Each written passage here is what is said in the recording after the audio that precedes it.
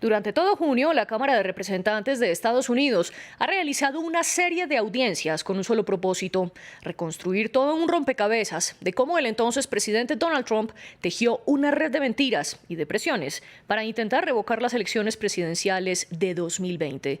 Con la difusión de falsa información, con una ola de demandas y luego con un llamado a manifestaciones en las calles, el presidente intentó sembrar una falsa idea de que hubo fraude y de que Joe Biden no había ganado realmente los comicios. El momento más álgido del intento de Trump fue la toma del Capitolio el 6 de enero de 2021, que dejó 5 muertos, 14 heridos y lo que muchos consideran una afrenta a la democracia estadounidense. Por eso la Cámara de Representantes conformó un comité para investigar cuál fue el papel de Trump en el asalto. Hasta ahora han realizado 5 audiencias y las últimas 3 de ellas se han concentrado en la presión que ejerció el entonces presidente contra los funcionarios para intentar convencerlos de que revocaran las elecciones. Lo que ocurrió en la 4ª audiencia nos da un panorama del papel del mandatario. Veamos.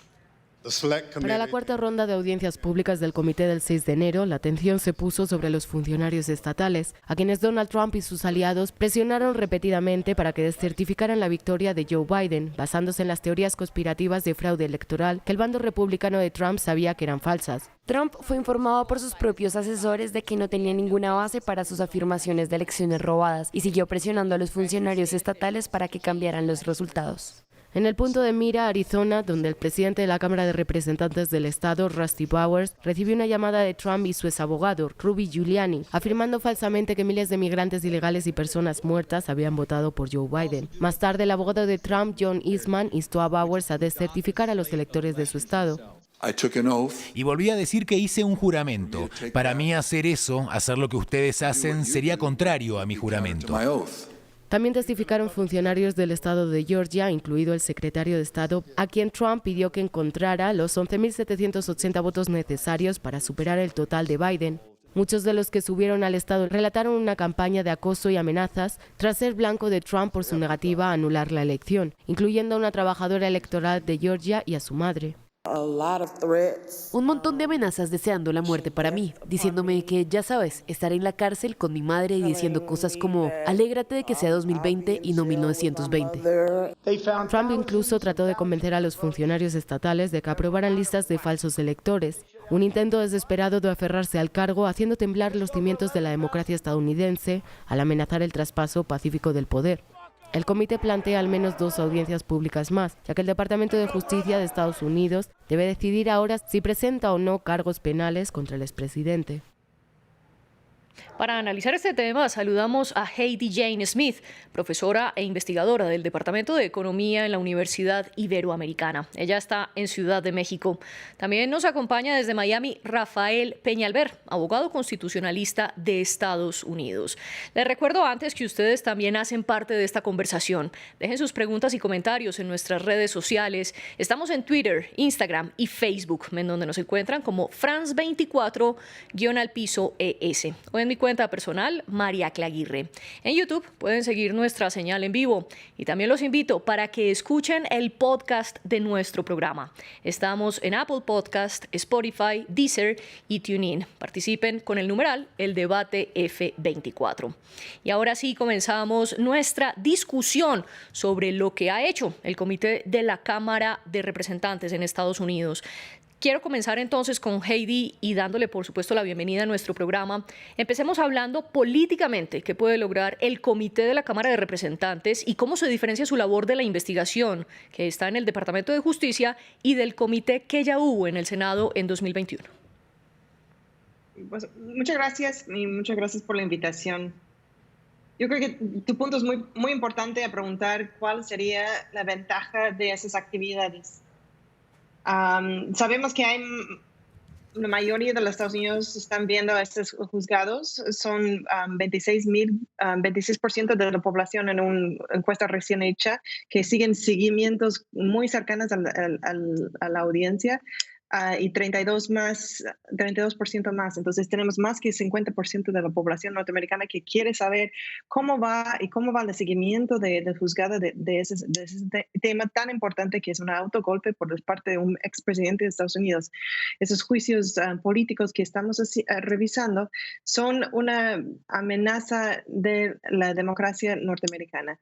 Entonces es importante de ver no solamente que la clase media, la clase grande que sigue, que quiere la democracia y que vea la democracia cómo funciona y sigue siendo una democracia fuerte y que puede entender. Rafael Peñalver, y también le quiero transmitir esta pregunta. ¿Cuáles son los alcances del comité? Y sobre todo quiero decirle que este está conformado por 9 legisladores. Ninguno de ellos es pro-Trump y los únicos 2 republicanos que hacen parte fueron elegidos por Nancy Pelosi, la líder de los demócratas en la Cámara Baja. En este sentido, ¿qué tan parcializado puede ser entonces el comité? Bueno, claro, primero muchas gracias por la invitación. Un gusto compartir contigo y con Heidi en este momento tan histórico. Estamos viendo precisamente un evento que quedará para siempre en la historia norteamericana como una de las traiciones más grandes que se le intentó hacer al país. Y aquí está un comité de la Cámara de Representantes tratando de como se dijo anteriormente, un rompecabezas tan grande, tratando de que el pueblo norteamericano sepa exactamente lo que sucedió. El 6 de enero fue simplemente la culminación de una conspiración, la conspiración que comenzó muchos meses antes, incluso antes de que se celebraran las elecciones. Ya el presidente Trump estaba diciendo de que si él perdía las elecciones era porque se había hecho fraude. Y ahí se empezó a montar una situación tan grande que fue, primero que nada, decir que hubo fraude, decir que había ganado cuando en realidad había perdido. Segundo, tratar de convencer al pueblo norteamericano de esa gran mentira. Después, presionar a los legisladores y terminando con la presión que se le puso al vicepresidente para que tratar de cambiar que los votos electorales de todos los estados que había perdido se cambiaran y que se impusieran electores que favorecieran al presidente Trump, engañando al pueblo americano, que salieran a las calles, que fueran a Washington el día 6 de enero, presentando un grupo de personas que ya tenían en mente asaltar al Capitolio, y el propósito de todo esto era parar el conteo, que era la culminación del proceso electoral norteamericano, es el conteo de los electores el día 6 de enero. Y todo el plan era que eso no sucediera para que le diera a Trump más tiempo para seguir poniendo presiones, para seguir tratando de quedarse en el poder, a pesar de que él sabía que había perdido la elección. Como usted dice, Rafael, la toma al Capitolio fue el último episodio de un plan que venía desde antes. Y a propósito, el 4 de noviembre, Trump declaró la victoria de las elecciones, a pesar de que sus asesores le dijeron que no lo hiciera, como lo reveló el comité. ¿Qué más ha dicho este grupo de legisladores de las advertencias de los asesores? No, es que las audiencias han sido devastadoras para el presidente Trump. Algo que aquí se está demostrando punto por punto, día por día, hora por hora. Este comité ha entrevistado a más de 1,000 personas. Es algo extraordinario la forma en que se está presentando este caso y la importancia de esto. Yo no sé si aquí se van a presentar cargos criminales o no. Eso es una cuestión que el Departamento de Justicia y el fiscal general tendrá que decidir. Este comité del Congreso no tiene poder para encausar a nadie, pero sí es importante que quede ante la historia lo que sucedió aquí para que esto no se repita. Y la razón que te digo que no se sabe si van a presentar cargos o no, no es porque no hayan los datos necesarios para encausar al presidente Trump. Es claro que existen los datos para encausarlo por muchas cosas, pero la razón por la cual quizás no se haga es por el bien del país. Igual que cuando Nixon renunció, se le dio un perdón para que el país no tuviera que atravesar por un proceso tan doloroso que va a demorar 2 años y que al final se le va a presentar a un jurado y que solamente un miembro del jurado que diga que no se encuentre culpable será suficiente para exonerar al presidente Trump. Así que es una situación que hay que valorar primero. Si no se hace nada, qué elección tan mala para la historia, que un presidente pueda intentar de dar un golpe de Estado y que después no se le acuse de un cargo criminal. Si se le acusa de un cargo criminal, qué difícil para el país tener que atravesar por este proceso. Así que lo que ha hecho Trump para este país es un daño tan grande para la democracia americana y para la imagen de Estados Unidos ante los ojos del mundo, que no hay nada parecido en la historia de este país.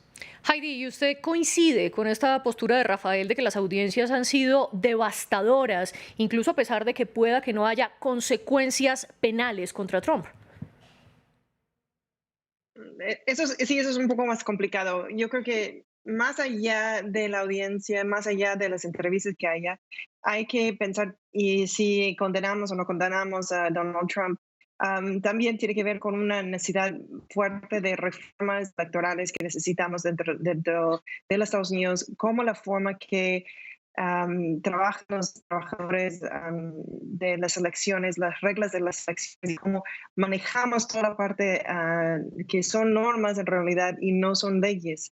En muchos países de América Latina tienen leyes mucho más específicas en cómo seleccionan y cómo sea la democracia en sus países, y que en los Estados Unidos lamentablemente siempre hemos tenido una buena fe en la confianza del sistema. Y una de las cosas notarias de lo que hemos estado escuchando y hemos aprendido desde la instancia de que Trump salió con la mega mentira que hizo, es que hay mucha necesidad de reformas electorales hacia la selección de cómo brindamos nuestra democracia, cómo se funciona la democracia dentro de los Estados Unidos. Heidi, quiero hacerle otra pregunta, y es que al inicio de todo este aparataje electoral, Trump inició dos campañas. Primero, empezó a hablar de fraude, y segundo, sus abogados y sus seguidores interpusieron 60 demandas. Aunque solo una prosperó, tuvo una gran derrota legal. Sin embargo, explíquenos cómo caló en los estadounidenses que Trump hablara de fraude y que hubiera esta ola de demandas. Claro, lo que pasa es que las listas electorales son estatales. La gente generalmente piensa que los Estados Unidos es una democracia nacional, pero en realidad es una democracia federalista, y la federación significa que cada uno de los estados tiene su propio partido político. O sea, generalmente hablamos de que hay 2 partidos políticos fuertes en Estados Unidos, pero en realidad son 102. ¿Por qué? Porque cada estado tiene su propio partido político que escojan los candidatos dentro del estado. Y ahí se nombran sus representantes al colegio electoral. Entonces, desde entonces tenemos un sistema electoral ya bastante articulado dentro de quiénes son las personas que electan, cuáles son los electorales, cuáles son los puntos de vista de la campaña, cuáles son los partidos políticos. Entonces, muchas veces conocen un norteamericano y dicen que son de un partido, pero si hablas de otra persona de otro estado, dicen que son del mismo partido y tienen opiniones muy distintas. Es que el sistema norteamericana, por parte de su política, es muy desarticulada, muy descentralizada. Entonces, las 60 propuestas tuvieron que manejar todo el sistema electoral, pero además el sistema de justicia dentro de cada uno de esos estados. Entonces, aunque uno de los 60 fue medio verdad, los 60 tuvieron que ver dentro del sistema de justicia para asegurar que cumplían o no cumplían con la verdad. Entonces, de los 90 días posterior de la selección, eso dejó Trump proponer su gran mentira de que había fraude cuando no había fraude. Entonces, dado que los Estados Unidos que hay que buscar la evidencia para confirmar que no es verdad, la búsqueda de esa de confirmación dejó tiempo para que hiciera esta campaña de no verdad o la gran mentira. Y esa gran mentira aumentó un montón de dinero, que era más de muchísimo dinero para la campaña no republicana, la campaña de la gran mentira. Y desde ahí entonces impulsa el movimiento de buscar la gente para llevar al cabo el alto golpe del 6 de enero. Sí, y ahí quiero hacer una precisión. La gran mentira a la que usted se refiere es el término que ha usado el Comité de la Cámara de Representantes para referirse a toda esta estrategia de Trump de revocar los resultados. Y a pesar de la fragmentación estatal de la que nos habla Heidi, hubo un papel federal determinante, que fue el del vicepresidente Mike Pence, cuya labor era certificar la victoria que ya le había dado desde diciembre el colegio electoral a Joe Biden. A propósito de esto, la tercera audiencia del comité fue dedicada a demostrar cómo Trump presionó a Pence para que no certificara esa victoria. Yo le quiero preguntar a Rafael, ¿qué pasó? ¿Cómo se probó que los asesores de Trump le pidieron a Pence que no certificara y cómo se reconstruyó ese día? Pues el comité ha estado entrevistando a uno por uno de los asesores del presidente y del vicepresidente, especialmente el jefe de la administración, de la oficina del vicepresidente Pence, dio una evidencia increíble, ¿no?, de todo lo que sucedió, cómo fue que sabiendo que el plan que le estaban proponiendo era inconstitucional, dos abogados, el abogado Eastman y el abogado Giuliani, le pusieron presión y presión y presión al vicepresidente para que tratara por todos los medios de que cuando llegara el momento del conteo, el día 6 de enero, el conteo electoral, que el vicepresidente o pospusiera el conteo, diciendo de que había dudas sobre algunos estados, o simplemente que escogiera otro grupo de electores que favorecieran a Trump en lugar del grupo de electores que habían enviado los distintos estados, reflejando el voto popular en esos estados. Así que la presión que le pusieron a Pence fue por todos los lados. Pence estuvo 4 años siguiendo el plan de la administración de Trump, actuando como un súbdito en muchas cosas. Nunca tuvo una voz independiente, pero hay que darle crédito que gracias a Pence se salvó la democracia norteamericana el día 6 de enero. Porque a pesar de todas las presiones que le pusieron, incluyendo amenazas de muerte, él dijo: lo que se me pide que yo haga, yo no lo puedo hacer, que es parar el conteo para buscar una forma de que Trump y él, como vicepresidente, siguieran en el poder. Hay que darle crédito y darle las gracias a Pence, porque en ese momento histórico defendió la Constitución y salvó la democracia norteamericana.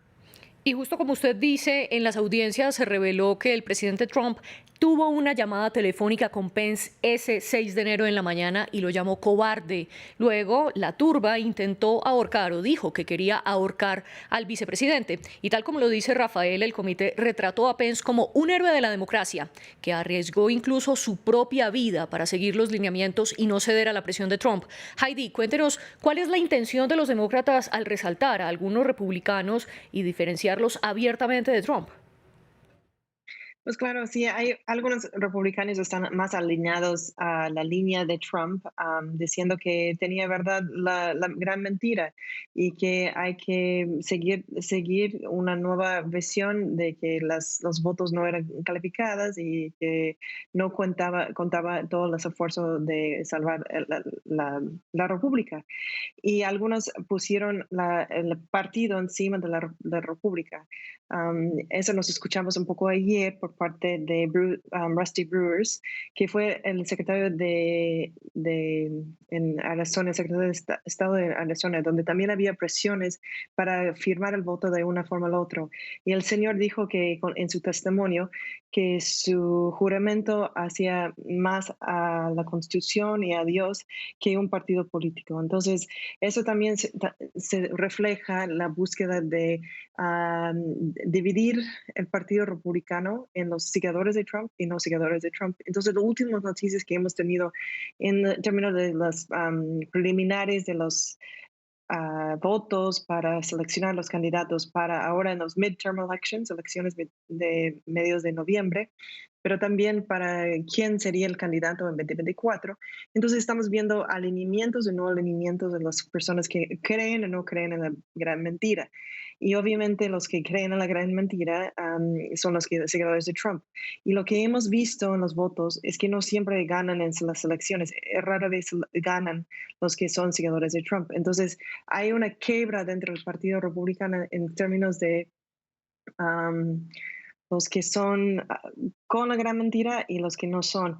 La representante Liz Cheney es una republicana admirable de lanzar y proponer la candidatura de poner el comité, y el comité está haciendo su trabajo en llamar la atención al atentado del autogolpe que hubo el 6 de enero. Y antes de seguir profundizando en el impacto que esto tendrá en las elecciones, que hablaremos de esto un poco después, quiero preguntarle al señor Rafael por la presión ejercida contra el Departamento de Justicia.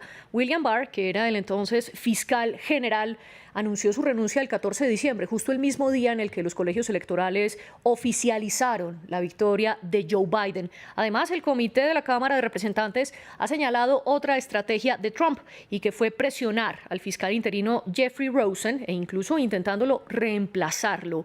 Rafael, ¿qué tan importante era el Departamento de Justicia para ratificar o tumbar la mentira de Trump de que le habían robado las elecciones, y por qué el mandatario intentaba poner a la cabeza a alguien que estuviera de su lado? Porque él sabía que había perdido, que todo esto era un fraude, que todo esto era un invento, pero le hacía falta que el Departamento de Justicia le diera credibilidad.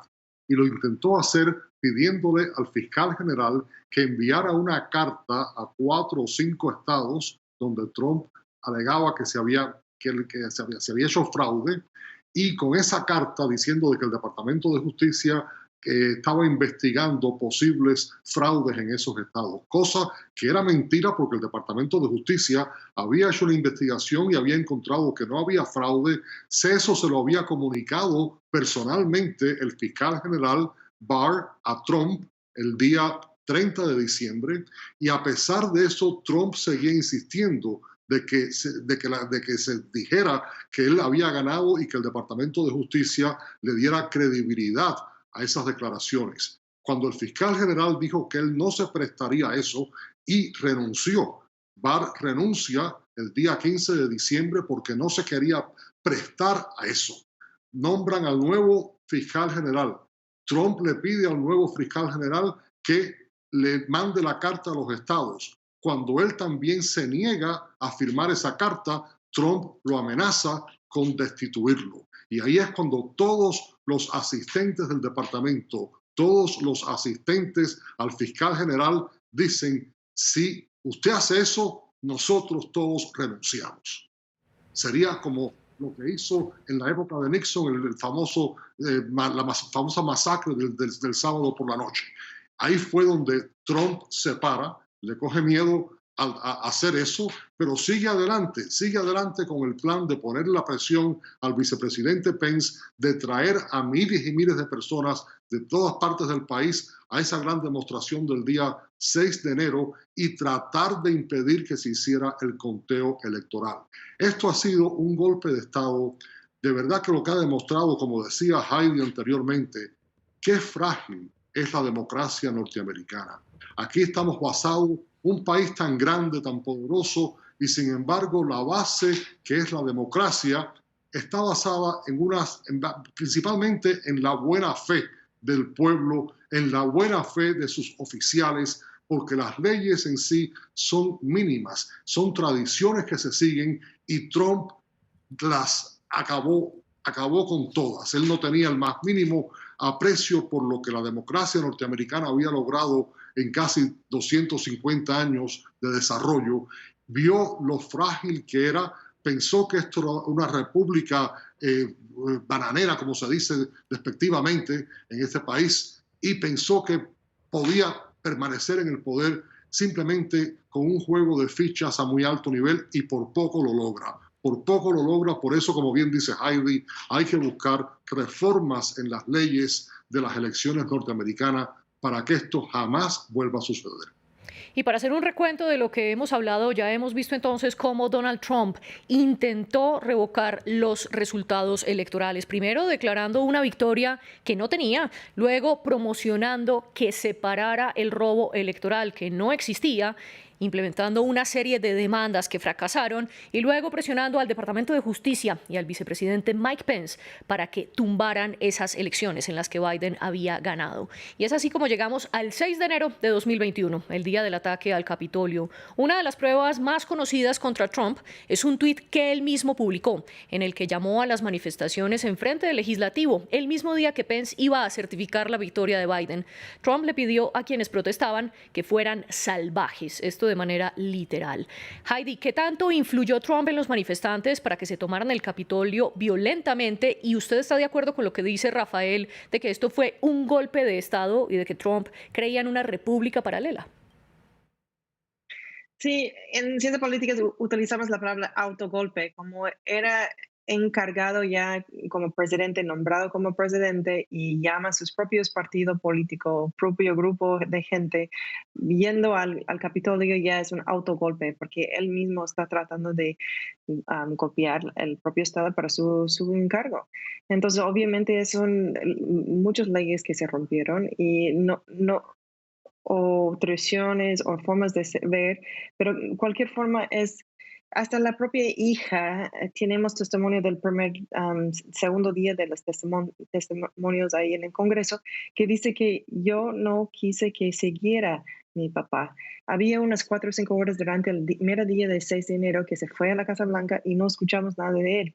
Después del correo, del texto, de tweet que mandó. Y luego regresa y al final del día dice, bueno, hay que retirarse. Pero cuando ya pidió el retiro de su gente, ya había hecho búsquedas de los individuos, no solamente su vicepresidente, que la quieren golpear, sino también la jefa del Congreso, Nancy Pelosi, y entre otras personas más.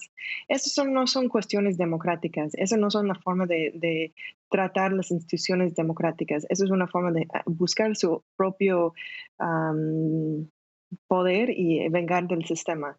Entonces eso tiene muchas preocupaciones porque depende cómo sigue esos testimonios y estos juzgados para cómo vamos a proceder en la siguiente elección. Y otro de los temas que se discutirán en las audiencias es que cuando la turba se tomó el Capitolio durante horas, Trump se quedó en silencio y no pidió parar la violencia. Rafael, explíquenos qué hizo o qué no hizo el entonces presidente durante el ataque. Lo que hizo principalmente fue que en el momento en que rompen las filas de los policías y penetran al Capitolio, aquella turba, en ese momento Trump, en lugar de pedir calma, en lugar de pedir que aquella violencia terminara, lo que hace es que manda un tuit diciendo de que el vicepresidente Pence no había cumplido con lo que se esperaba de él y que dándole estímulo a aquella turba para que fueran a buscar a Pence, que es cuando entonces le empiezan a gritar, vamos a colgar a Pence, colguemos a Pence, hang Pence. Esa fue la reacción de un presidente que por el resto de la tarde pasó más de 2 horas y media viendo aquella violencia que le costó la vida a 5 personas y no fue ni siquiera para coger el teléfono y pedir calma, pedir condenar aquello. Al contrario, él lo que quería es que se formara el caos para que no pudiera seguir adelante el conteo de los votos electorales. Hubo que suspender la sesión, pero heroicamente a las 3 de la mañana de esa noche el Congreso volvió al Capitolio y entre todos aquellos escombros, las salas llenas de cristales rotos, se confirmó la victoria, se tomó la votación y se confirmó la victoria de Biden. Trump no logró lo que quería esa noche, no logró parar la certificación, no paró el traspaso pacífico del poder, a pesar de sus mejores esfuerzos. Y ahora el país está pagando las consecuencias. Ojalá que ese 30% de personas que todavía lo sigue aprendan una lección. Para mí una de las cuestiones más increíbles de todo esto es que todavía haya personas que sigan a Trump.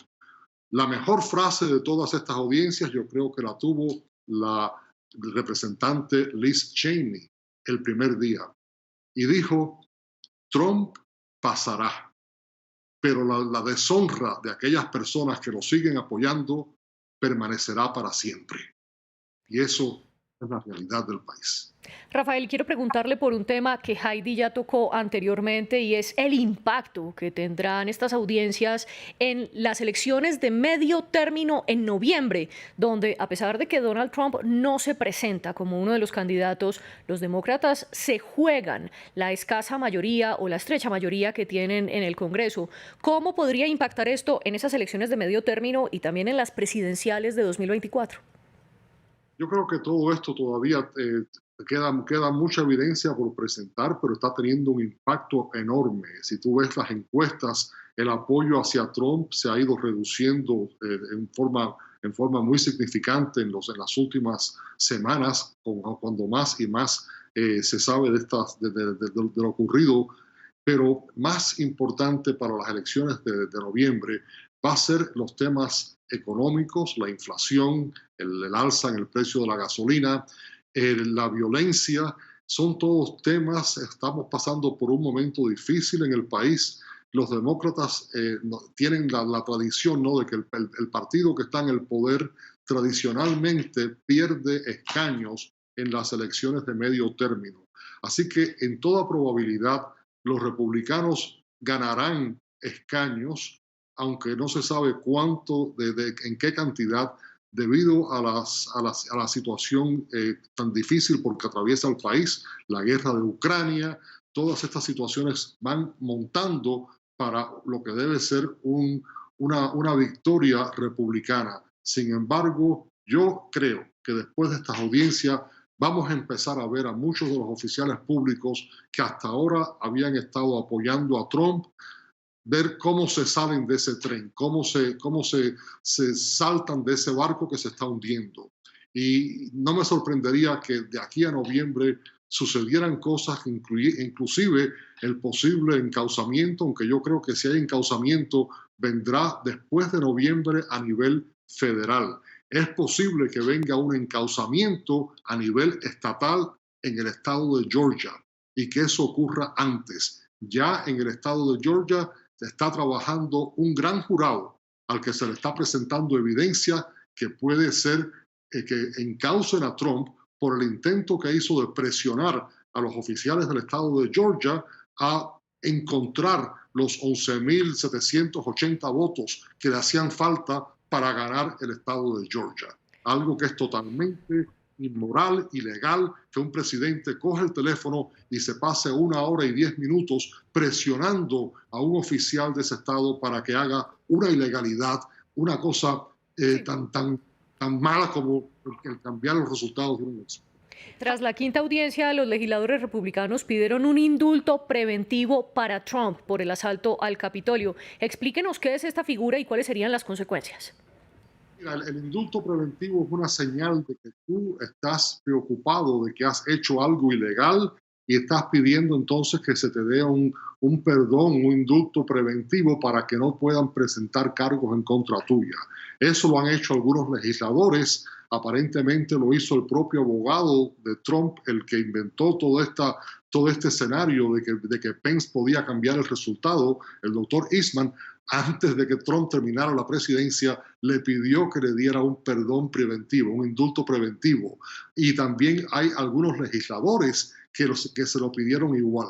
Tú no pides un indulto únicamente que tú creas que tú has hecho algo ilegal. Y el aceptar un perdón, el hecho de que tú aceptes un perdón, indica que tú eres culpable. La Corte Suprema de los Estados Unidos ha sido muy clara en eso. Quien acepte un perdón es culpable de lo. Heidi, y quiero terminar con usted una breve recuento de cuáles son los impactos de estas audiencias. Muy brevemente, explíquenos.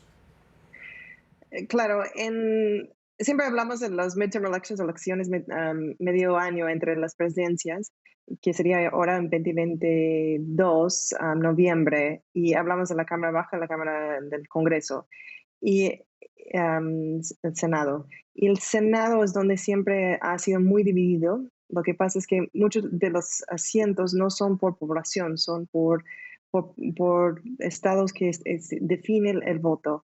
Y la división dentro del Congreso, dentro del Senado, es 50-50 ahorita. Entonces, el vicepresidente es quien decide.